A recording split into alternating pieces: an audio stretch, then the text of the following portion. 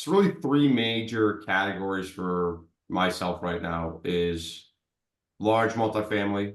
So, 50, 100 plus unit apartment buildings, short-term rental portfolio, and then it's a real estate income fund. Those are the three buckets of areas that are a focus right now. And it's really due to the fact of my job and role and responsibility, Jason and Rory, is to vet out these operators, these general partners, and then vet out the individual opportunities to where I then have the confidence to invite my clients to invest alongside myself in these opportunities. It's kind of like the way I sometimes like to think of it is, I know in the medical profession, well, part of the Hippocratic Oath is, first do no harm. And for me, I kind of try to live with a more or less a financial Hippocratic Oath of, one, like don't lose money, preservation of principle, and then appreciation on the back end. So it's very important for me to feel confident in the groups that I'm working with to recommend my clients to invest in.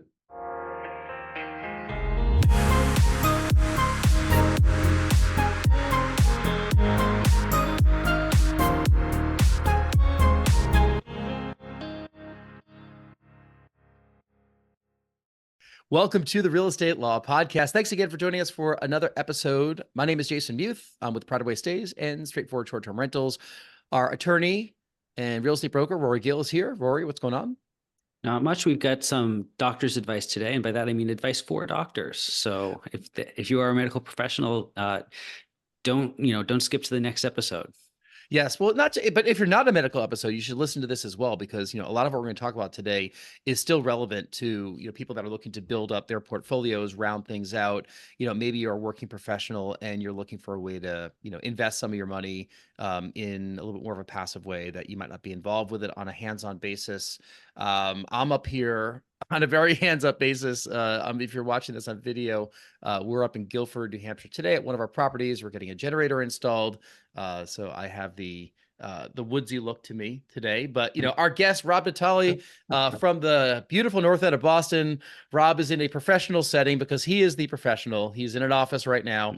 And let's introduce Rob. Rob is actually the founder of North Square Capital. It's a privately held real estate firm here in Boston, and he has a mission. Rob, tell us what your mission is. Yeah, thanks, Jason. Thanks, Rory, for having me on. I appreciate it. Yeah, my mission is to empower and help medical professionals really buy back their time and expand their wealth through passive real estate investing so they can experience all the benefits that come with owning real estate just without the hassles of being a landlord. Yeah. It's a tough profession. We've talked to people before here who are medical professionals who've left the profession or who are looking for their pivot away. Dentists we've spoke with as well, where they practice for a long time, military professionals, and they're looking for the next chapter in their lives. I'm in my next chapter of my life, although I did not spend any time in the medical profession, despite what I was supposed to do in my life. And I've said that on this podcast before. So Rob, why focus on medical professionals? Like, why do you think that's a territory that, you're looking to help that specific category of folks buy back their time? Yeah, I'll share you my brief background. So I used to work at a pretty large global asset management company called Columbia Threadneedle Investments here in Boston. So I would be working with financial advisors out in the Pacific Northwest, so Washington State, Oregon, and then Alaska. And what I was doing is selling a lot of our different investment products. So mutual funds, separately managed accounts, exchange traded funds, et cetera.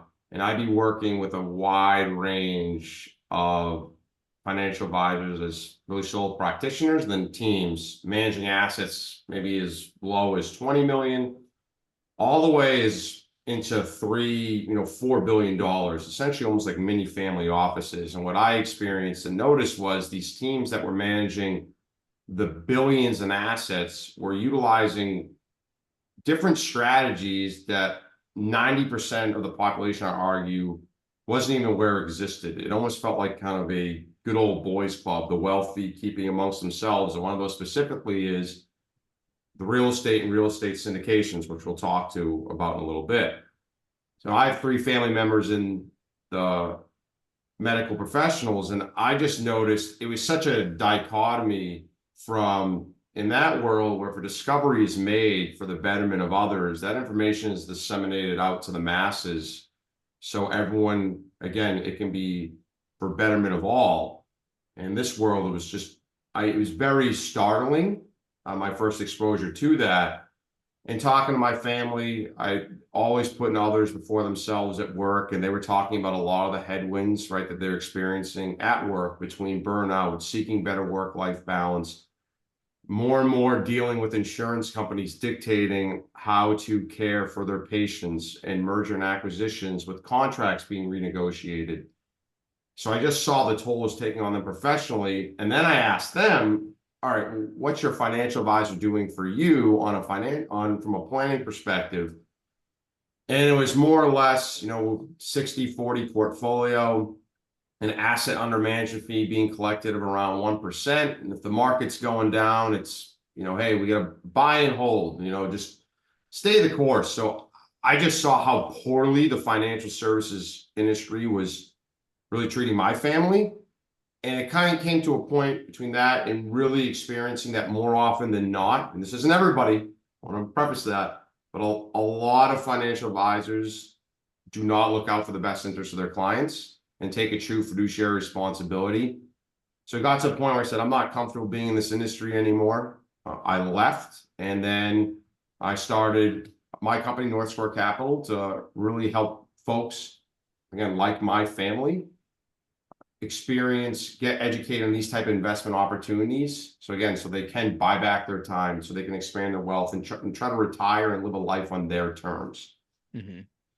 Do you encourage doctors to continue with their professions if they so choose while they're starting to invest, with you guys? 100%.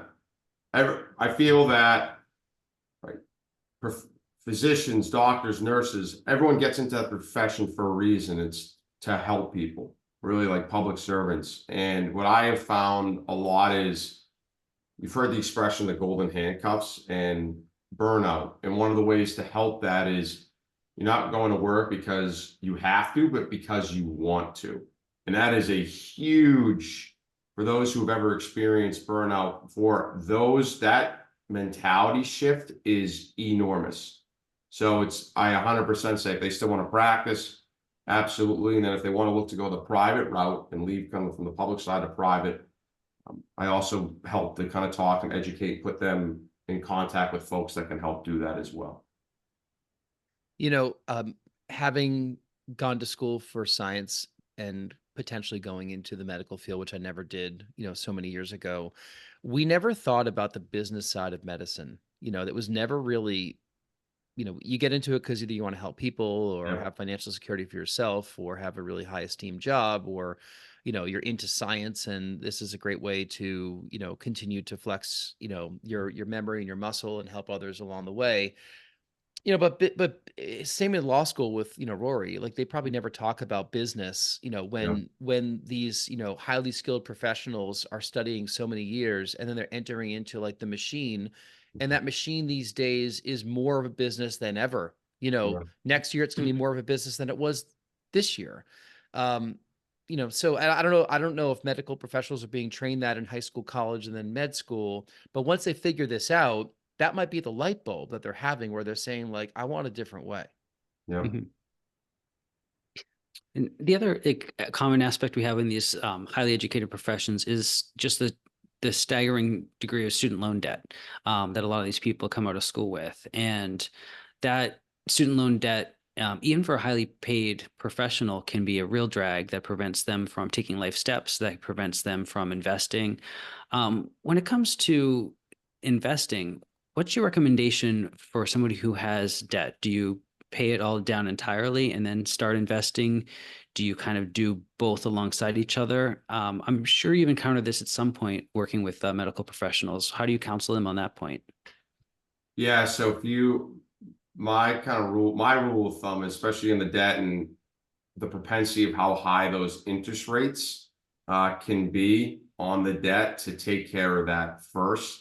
And while simultaneously getting the education on real estate and the type of different investment opportunities and asset classes there are. So when one is in a better I'd say, stronger financial footing to then explore. Because I feel like the debt aspect, if you're not tackling that with how high interest rates are, that just, my thought process is to get that squared away first, is my thinking on it. What's your thoughts on that too, Rory? I mean, there's just a lot of factors in there because it depends if you're looking at private student loan debt, federal student loan debt. Are there income-based repayment options for you? And if so, are you adopting a strategy to achieve forgiveness at the end, or are you trying to pay it all down right now? And there are a lot of factors involved, and it's a pretty complicated decision. And it's a pretty profound one too. A lot of people who have a lot of student loan debt kind of see that fork in the road, and you really have to commit to either pursuing forgiveness or pursuing quick repayment, because trying to compromise between the two is actually the worst outcome. Yeah. So Oh yeah, you go, Jason. No, you go ahead, Rob. No, I was going to say too, and I know it's gotten a little more streamlined. I know with the forgiveness aspect that we've probably all read in the news, how that was very challenging for folks to get that forgiveness, and they followed all the right rules and the protocols, and it still wasn't happening. I know it seems to have improved somewhat in the past couple of years since the new administration came in with that. But to what, Rory, to your point, the fork in the road, which way to go down, I agree with you as far as that's concerned. And then, with all the legislative proposals for additional bonus repayment, I think some people, and I kind of think rightfully so, kind of will not pay off the student loan debt with their fingers crossed, hoping that something else is going to come down the line, just so that they don't pay off a debt that is going to be forgiven by the next Congress or some other political factor afterward.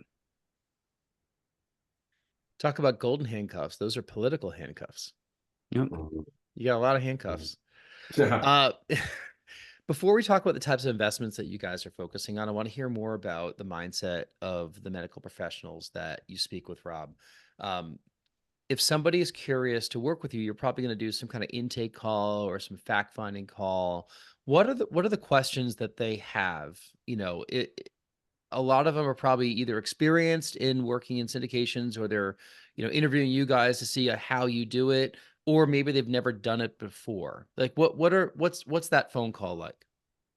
Yeah, so anytime there's a conversation, to your point, Jason, it's really a clarity call, discovery call, personalized strategy meeting. And the whole goal of that is to get a sense of, I try to cover 3 different buckets. Really, it's predominantly all about them, learning about their background, their investment experience, their risk tolerance, their liquidity needs, how they kind of view money. Everyone views money in very different ways. I know medical professionals more often than not are propensity that I've experienced a little bit more risk averse than others.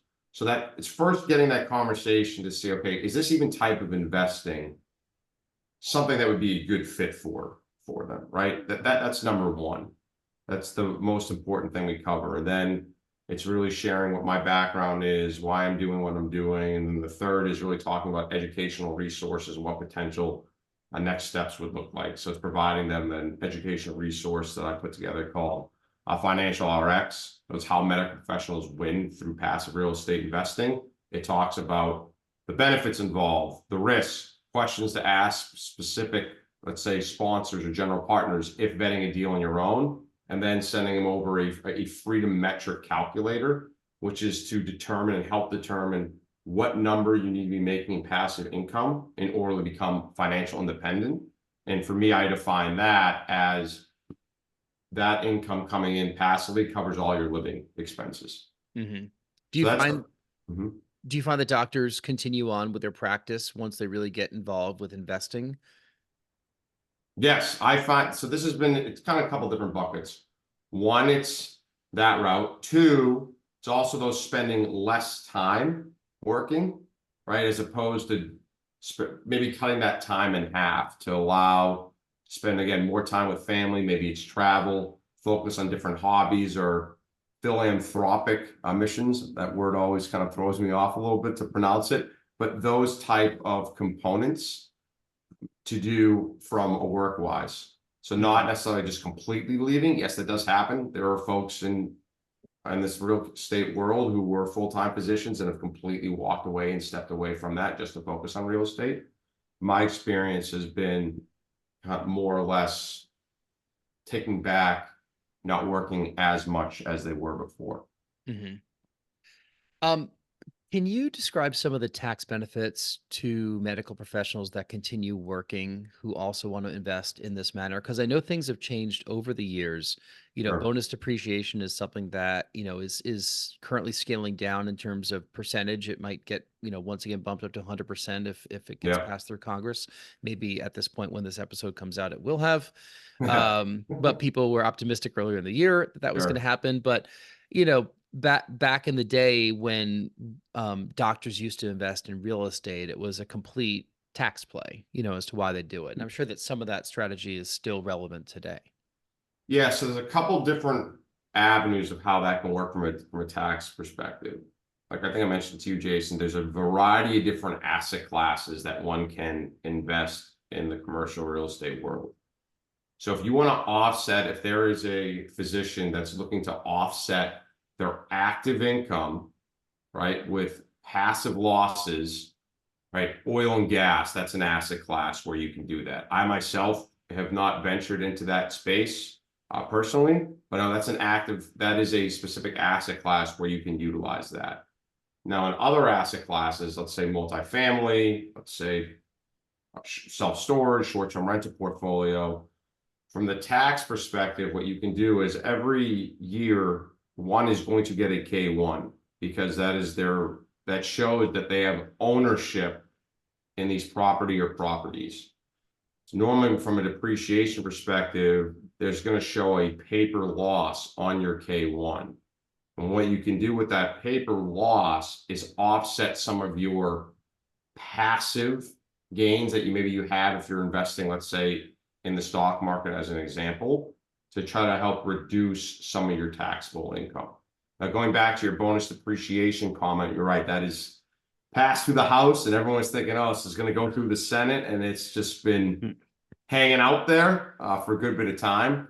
One of the pieces, though, that is important to do is always, I think the investments that we're getting involved in where a cost segregation study comes into play. And for those that aren't familiar with what a cost segregation study is, if someone goes out and they are hypothetically really breaking down the property into different lifespans. So personal property, 5 to 7 years, land improvements, 15 years, and then you have straight line appreciation of 27.5 years. And why that's important to do is you're capturing more of those losses up front, those paper losses. And the benefit of that is if there's a hold period on these properties from an investor for 3 to 5 years, you want to capture more of that so you can get more of the paper losses to offset some of your passive gains. I'm sitting in a property that we did a cost segregation study on, and we had the gentleman from the company that did it on this podcast earlier this year, Eric Oliver from Cost Segregation Authority. And we definitely use that to our advantage as a tax strategy, since we file as real estate professionals as well. At the time, I had a W-2 income to, defer and offset and whatever terms you like to use. But the magic formula seems to be having a doctor with that high W-2 income, maybe married to a real estate professional, so you could file as a real estate professional status and then get some investments and start doing some cost segs. And the other piece too, Jason, just to add one thing too that's important for folks to know is, let's say they have these losses, these paper losses, and they don't have any gains to offset. You can carry those losses over in perpetuity, which I think is a very big piece, because maybe you don't have, it's not like a use it or lose it. Like, let's say if you have previously on cell phone plans, this is probably back in the day where you had messages that you didn't use and they were gone. The losses can carry over. Rob, you're dating yourself. You're younger than I am, but yes, we all remember that. I remember AOL when I got 10 hours a month. Yeah. Right? And then you go over that and you're paying extra. Yeah. I was shocked as to what can get cost segregated, out, frankly. I mean, like, I'm staring at a lot of the landscaping and the hardscape and rock and the asphalt, and sure, Yeah. all that stuff has a different depreciation schedule. So, Mm. it was quite an education when we did that. I should walk people through our property here one day and kind of point out exactly how much depreciation we took on each of these things. Maybe we'll save that for private conversations. But Yeah. so what are you guys investing in, Rob? I mean, that's a whole different side of the business. Like, you have to talk to these medical professionals and try to find people that are looking to invest their Sure. money, but now you have to go find opportunities to go invest in, right? Yep. Yeah. So it's really three major categories for myself right now is large multifamily.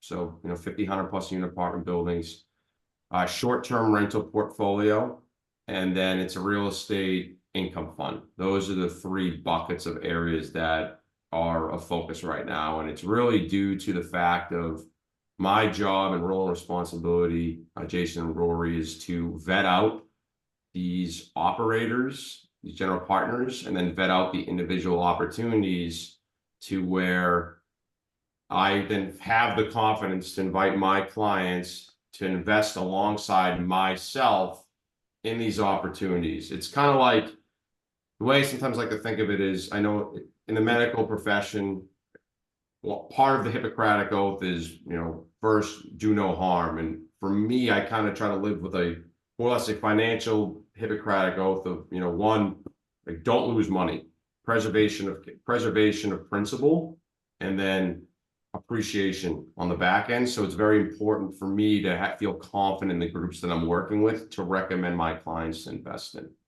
Mm-hmm. Yeah, I mean, it's their money too, So, but you're throwing your Correct. money. Are you throwing your money into the deals also? Yeah, so that's parts. It's very important. I personally feel to have incentives aligned throughout, and so not only myself investing money into the deals to really truly be partners with my clients, but also making sure that the return structures of those investments are really aligned to the limited partner of the clients first. Those are two very important pieces. Other people are also doing something very similar to this. We've talked to syndicators on this podcast before, and Yep. what's great is that it's not like you have to work with one company. There's not one person that does it well and everyone else doesn't do it that well. It comes down to like the trust factor, doesn't it? Like, Yep.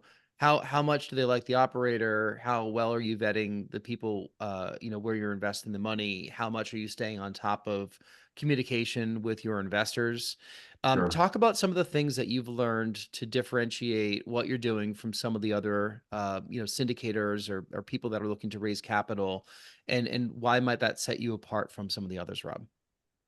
Yeah, so for me, I would say my background in I think working with financial advisors for 5-year basis on pretty much on a daily basis, then traveling out to the territory, I got to interact with a lot of different type of people, and some, like I was alluding to before, I was fans of, and then others, to put it mildly,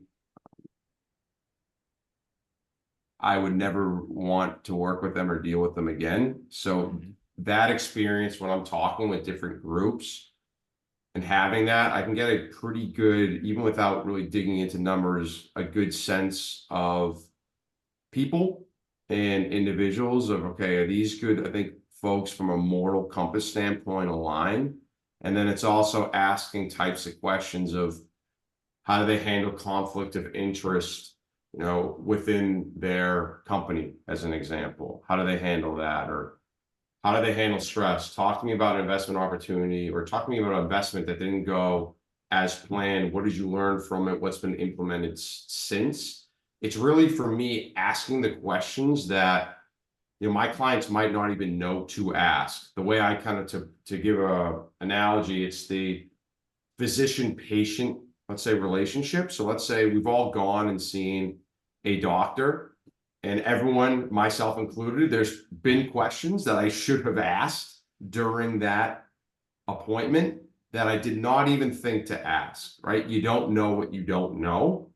And that's where I think I provide value, is asking those type of questions to the group. So when I'm presenting them to my clients, I've done that homework and legwork for them because I personally feel I'm gonna have a much better sense of the questions to ask because this is my profession.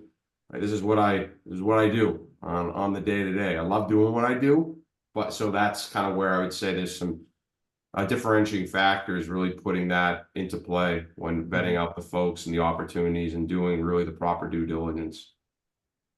What's the age group of the people that contact you?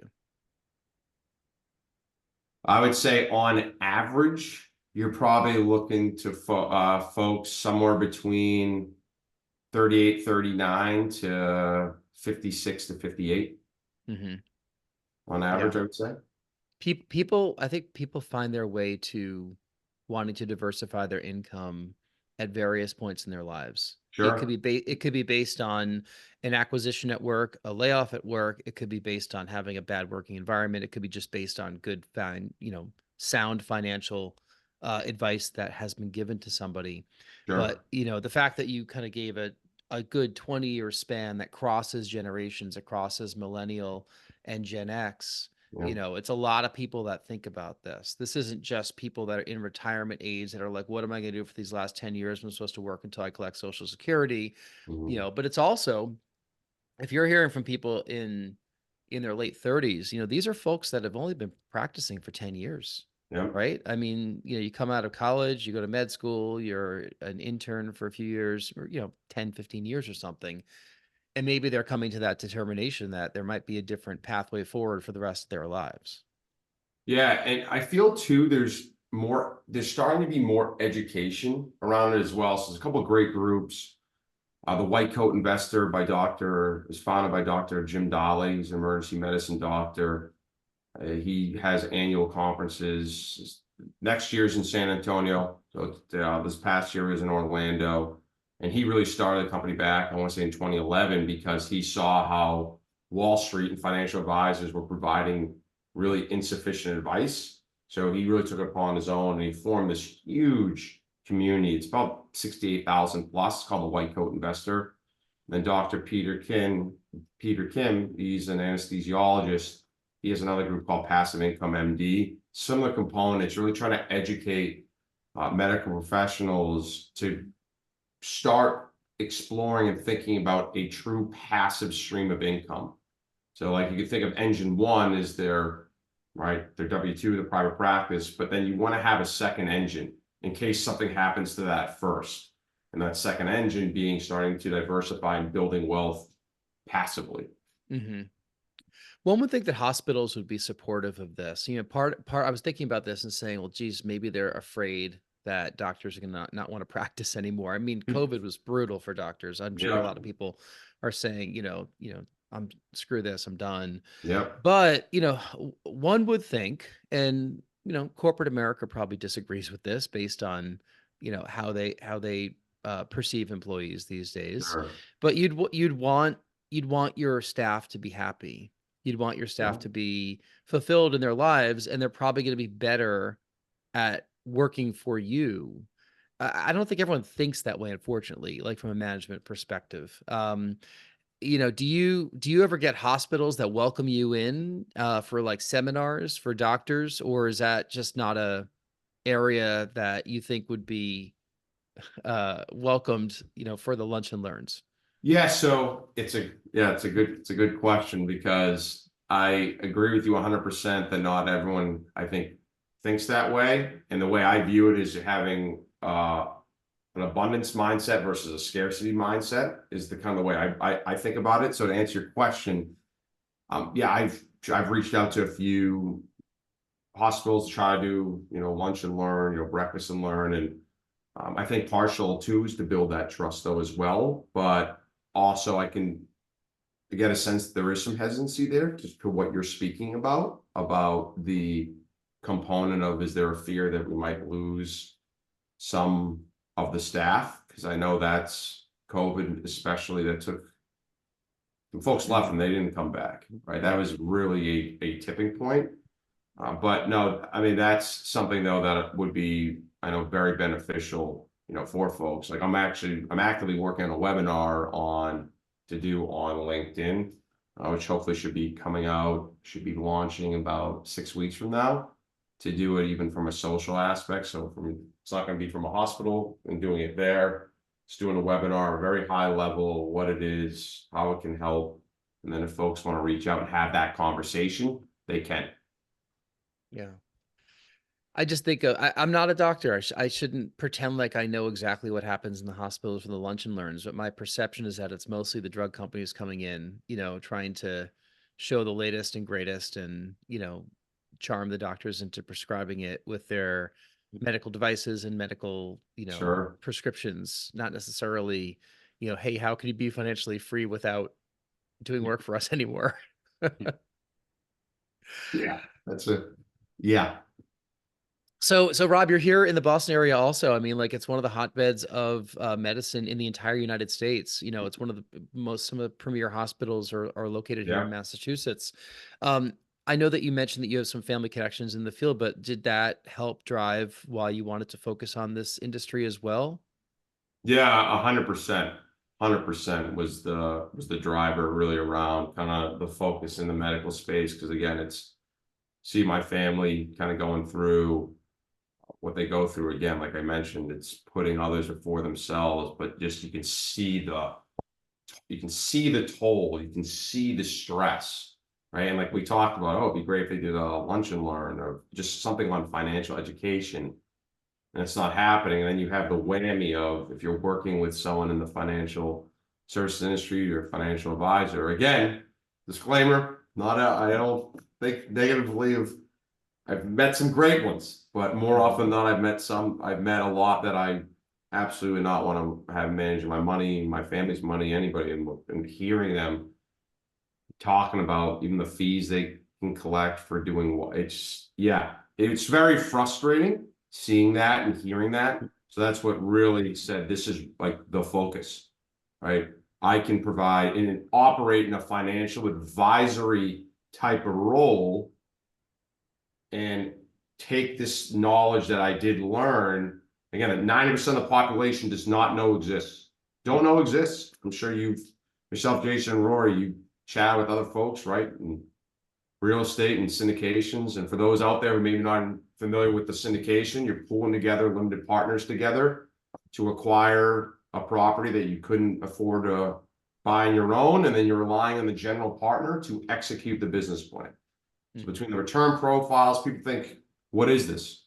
So I said, this is what I'm going to bring to the table. Like you asked about what my mission is. This is my mission. This is my passion to do it. And it's very rewarding work. So that's why I love doing what I'm doing every day. I found that a lot of what we're talking about today and a lot of the work that you're doing is just not in the everyday, vernacular. Like people just have no idea as to what this is. Like for someone to be listening to this podcast, either they're curious about what we're talking about and real estate syndications in general, right? Like that is not a everyday known type thing. Like it doesn't get covered in the press, in the news. People don't think about this every day. They think about going to work, getting their paycheck, going home, investing some money in places like the stock market.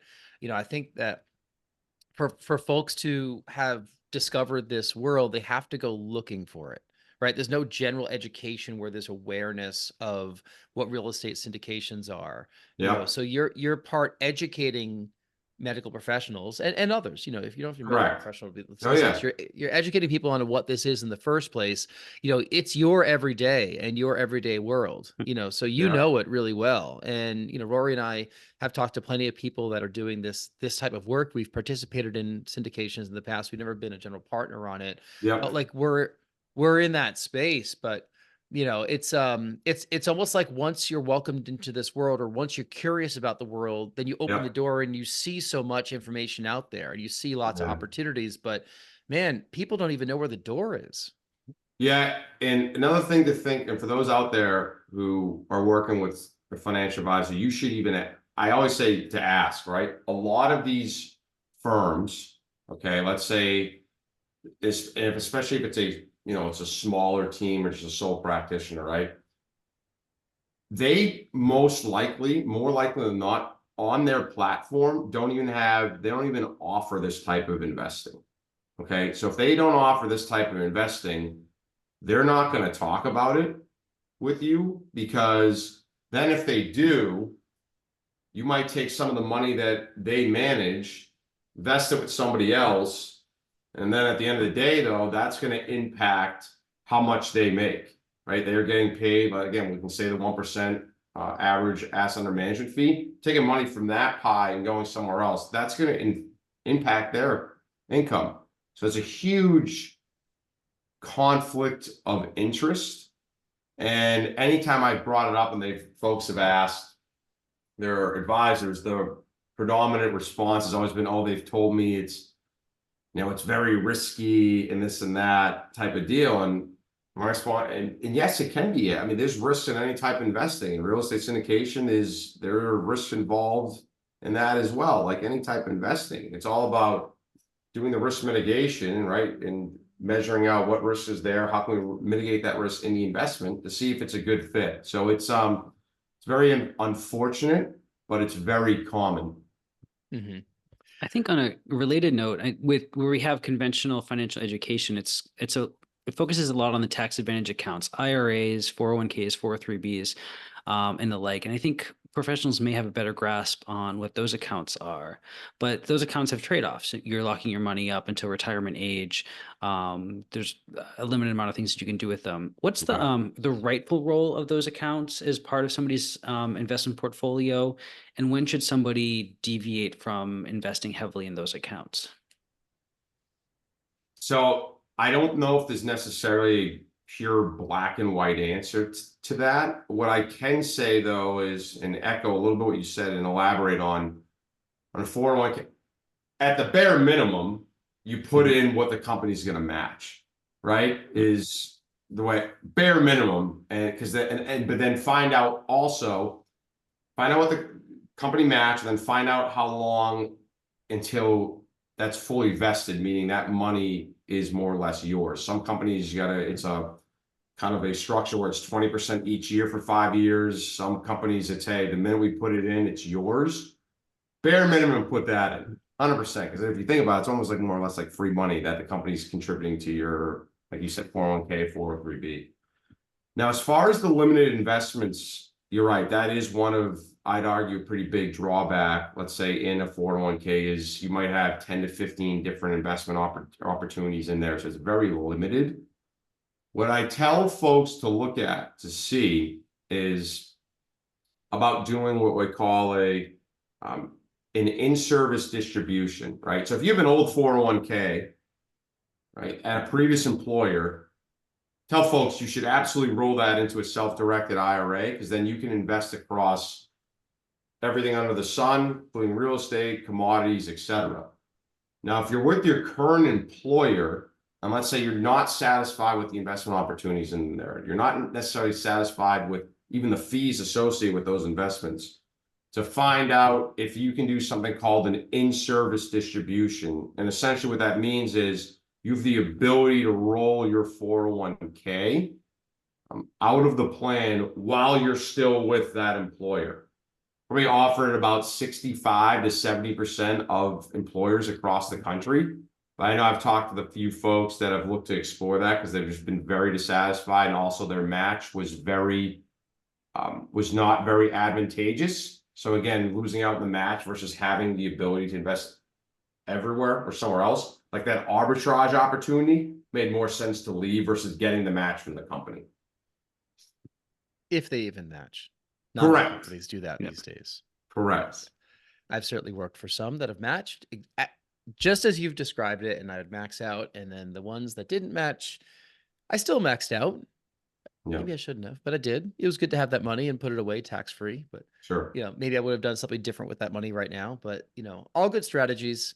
Yeah. And there's tons of information online about tax planning and what to do with retirement funds. There's a whole trend of people these days that don't want to throw any money in their 401k. They want to just invest. I don't know if I fully agree with that. Maybe that's my Generation X mindset, but we were told to squirrel away. I remember my very first employer, told me to put $25 a week in my 401k just to get used to the practice of doing it. Yeah. And that was pretty good advice, actually. I think since that day, all the time I was eligible for 401ks, I invested because it just felt like the right thing to do. Sure. Why don't we get to the final couple questions that we ask all of our guests, Rob, and then we could learn Yeah. a little bit more about where people can find you in North Square Capital. Yep. And you were reciting these to us before we even started, so you've clearly done your homework on us, Rob, which we appreciate. But Yeah, no, it's good stuff. we don't even. I used to tell these to guests beforehand, but I stopped doing that because I wanted to get some spontaneous responses. But every so often we'll hit some folks that have listened to a couple episodes here and there. Yeah. So first question we had, tell us if you can get on stage for a half hour and talk about any subject in the world with zero preparation, what would that be? Don't settle. And what I mean by that is don't settle from relationships, don't settle work-wise. I find a lot of folks, and Jason and Rory, you can chime in too if you like. I just know a lot of individuals that are just going through the motions with work, going through the motions with life, and settling from a relationship standpoint because they don't want to start over, right? They're comfortable where they are, even though they're not necessarily happy. They just like, I'm doing it. Like we're just kind of, and you only get one. I might be not pronouncing this expression right.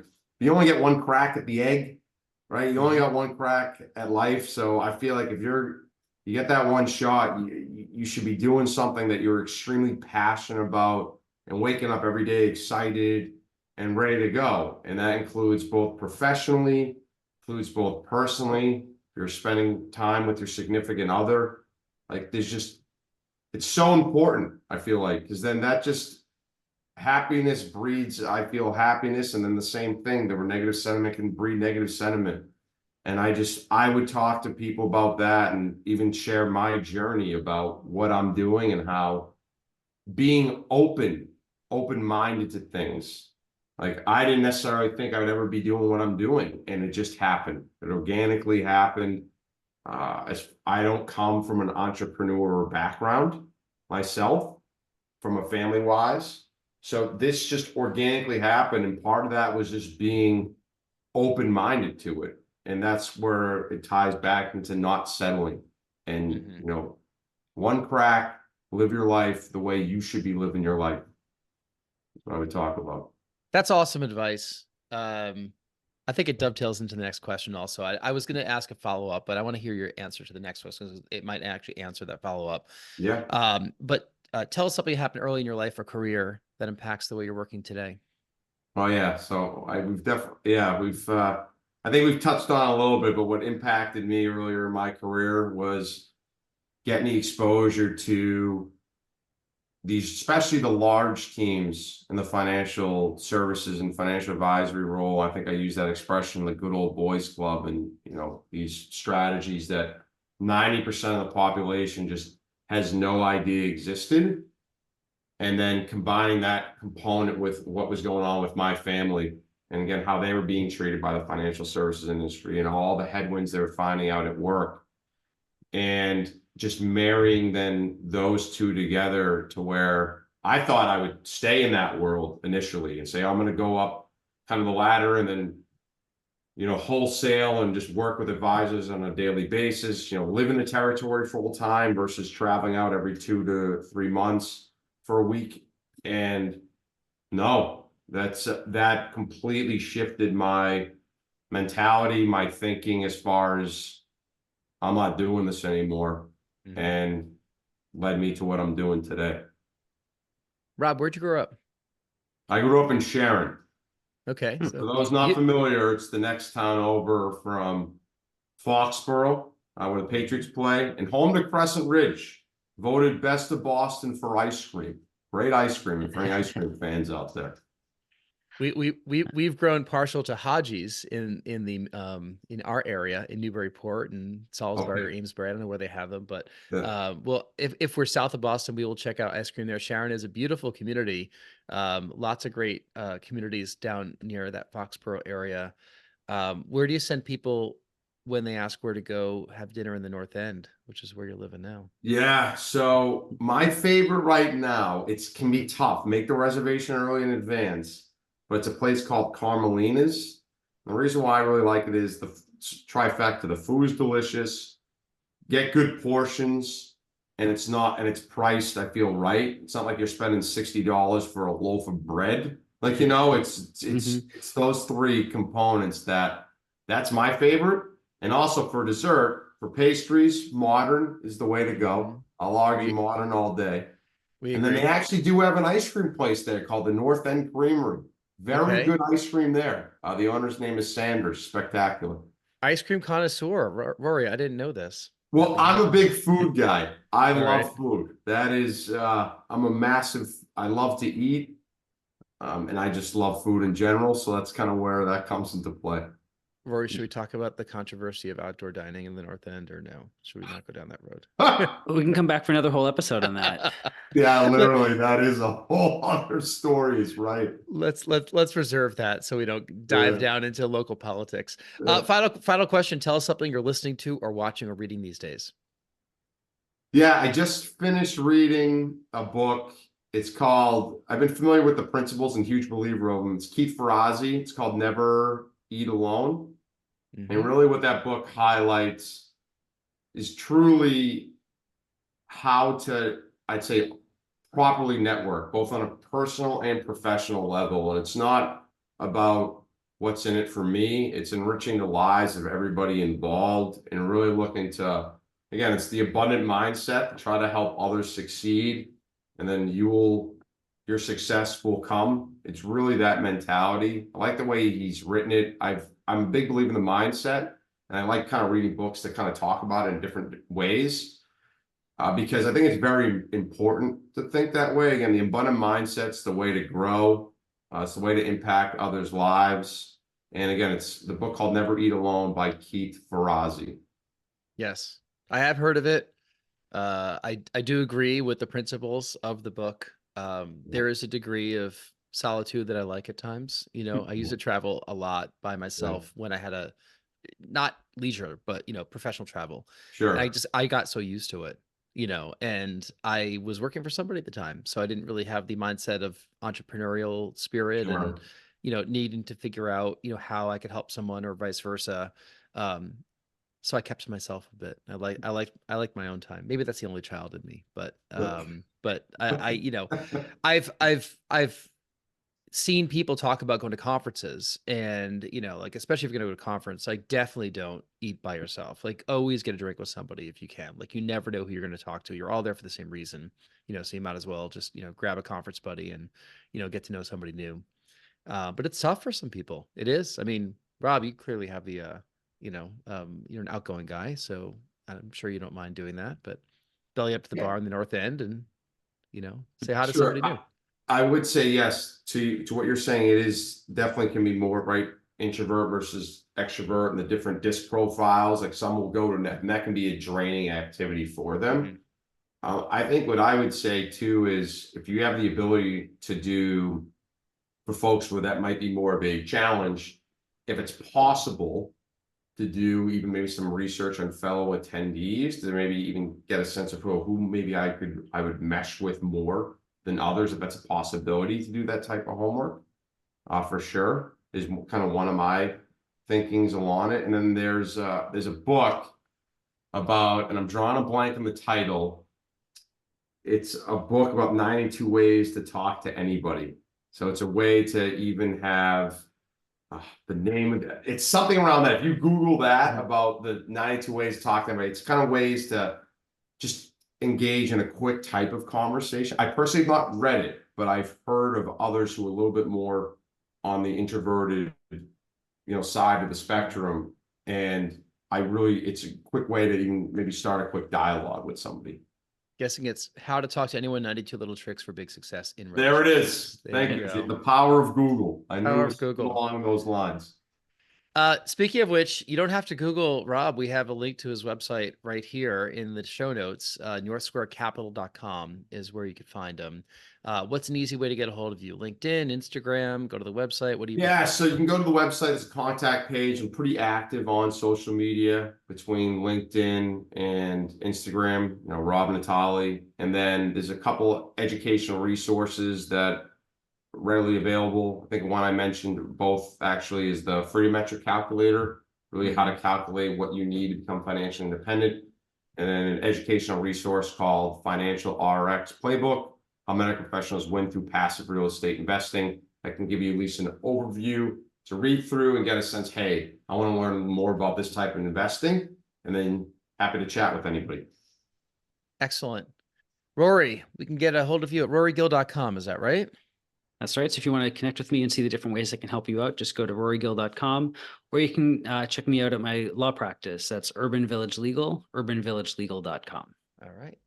Links to that in the show notes, along with realestatelawpodcast.com. If you want to hear past episodes of this podcast, get any of the show notes from all of our great guests. If you want to be a guest on the podcast, we have a lead form there as well. You can reach out and we'll try to get you scheduled. Rob, thank you so much for all your time today. It's a pleasure talking to somebody else here in Massachusetts. We will look you up, and we have not met in person yet, but we will do that sometime. Yeah. Maybe in the awesome. North End, maybe come to the North Shore. We'll show you around Newburyport, where we'll find some place in between. Awesome. Thanks, guys. I appreciate it. Sure. And thank you for listening. If you've enjoyed the episode, we love 5-star reviews, Spotify, Apple, iTunes, whatever it's called these days. And we read all of your comments. So please message away. So on behalf of Rob and Rory, this is Jason. Thank you. We'll see you next time.